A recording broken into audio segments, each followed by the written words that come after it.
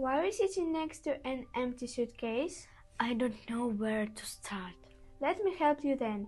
Packing for holidays is really easy if you know the steps to follow. There are 4 simple steps. Step number 1. Think about the program and the activities that you have. For example, if you're going to a camp, you will have a program of the activities. So you need to read what activities are going to be there. How many days will the camp last? This time it will be 6 days. Okay, let's look at the program. Here. There will be morning exercises, swimming, outdoor games, lessons and workshops, disco and final show, and of course you will need something for shower and sleep.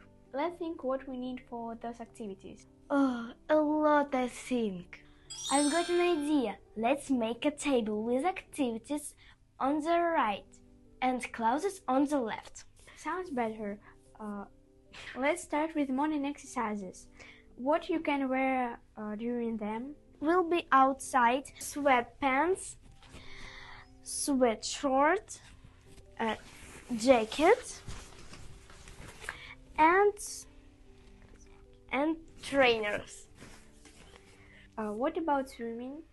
I've got a nice swimsuit and a swimming cap. Don't you need a towel? Yeah, a towel then.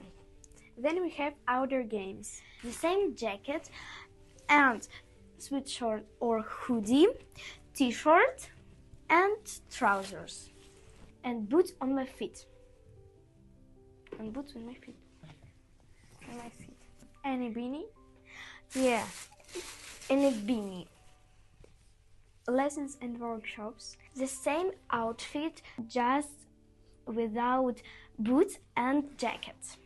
Oh, and the beanie. What about stationery? Would you take pencils or pens? I can take a pencil case with pencil, pens, glue stick, rubbers and scissors, and a notebook. Then there is a disco and a final show. I can take my favorite dress and tights for the disco and final show. And when it comes to showering and sleeping? Well, I already have a towel. I can take shampoo, shower gel, toothpaste and brush, pajamas and slippers for sleeping and wearing around the house. Okay, I think it's time to check what we have. Oh, there are too many clothes. Step number 2. Check the weather forecast. In case it's going to rain, you might need an umbrella or Wellington boots or a raincoat. If it's going to be sunny and hot, think of some t-shirts, slippers, shorts and skirts, and so on. Now let's check the weather. Good idea. Are you sure about trainers, for example? Okay, you're right.